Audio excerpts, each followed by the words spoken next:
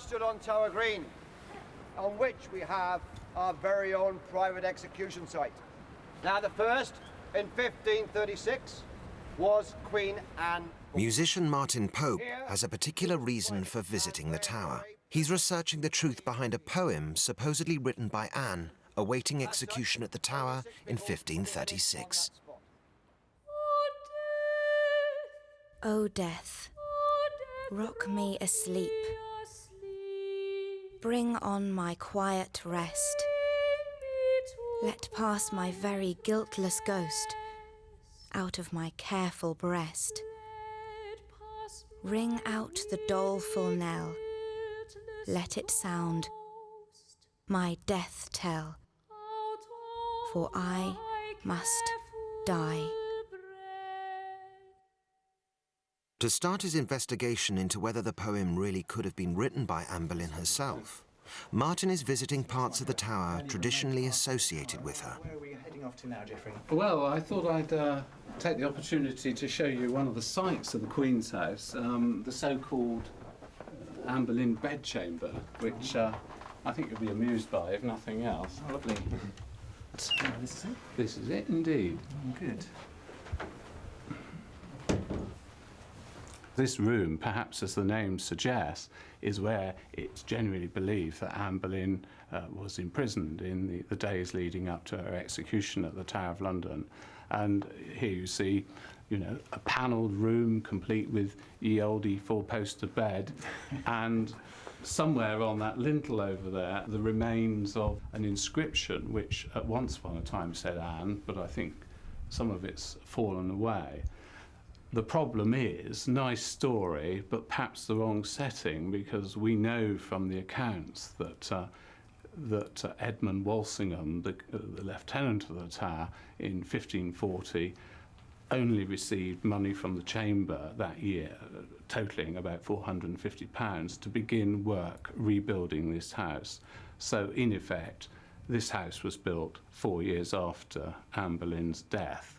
The visitor in the 19th century expected to come here and see the physical remains of history and to be told that Anne's apartments had been demolished 150 years earlier was just not what they wanted to hear. I mean, they wanted to see the very space and the physical remains of history, and therefore places like this bedroom were created to meet that demand. Going back to my interest in this poem, which has been set as a song, do you think I'm going to be able to strip off the Victorian varnish and find any truth that it might have been written by Anne Boleyn?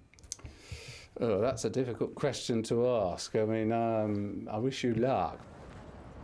Martin's poem may be part of the Victorian sentimental attachment to the Tudor period.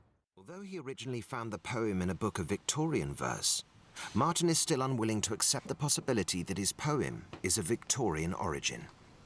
At the British Library, he's already managed to trace it back to a much earlier Tudor manuscript. This is rather an odd document, quite a hodgepodge. Towards the back, there seem to be a collection of poems.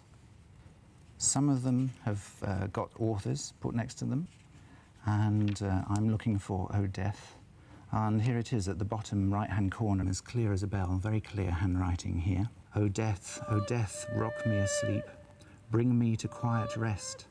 Let pass my weary, guiltless ghost out of my careful breast.